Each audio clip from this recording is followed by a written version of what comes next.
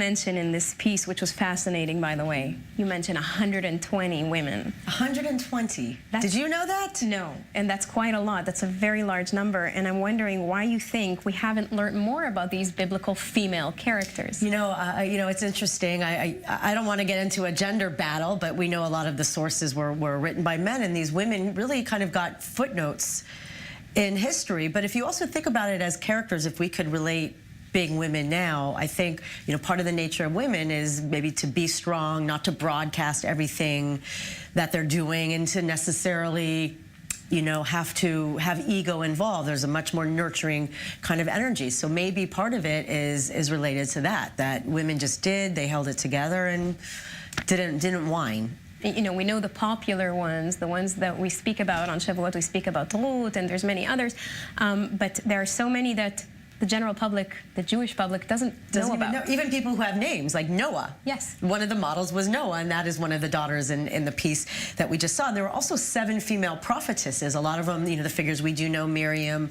Sarah, Devorah, Hannah, Abigail, and a couple, and Esther, of course.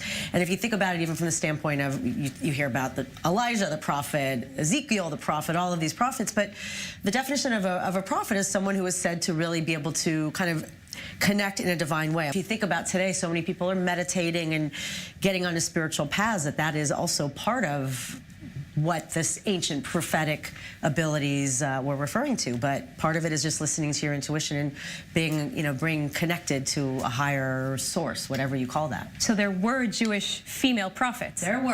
There were Sarah, Miriam, even early Christianity. Pontius Pilate's wife had a dream not to kill Jesus. She had a dream and said something to him, and look what happened. So even that was a prophecy.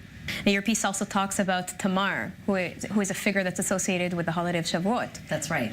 And you know, the other thing that we do learn in Hebrew school or whatnot about Tamar is that she seduced her father-in-law.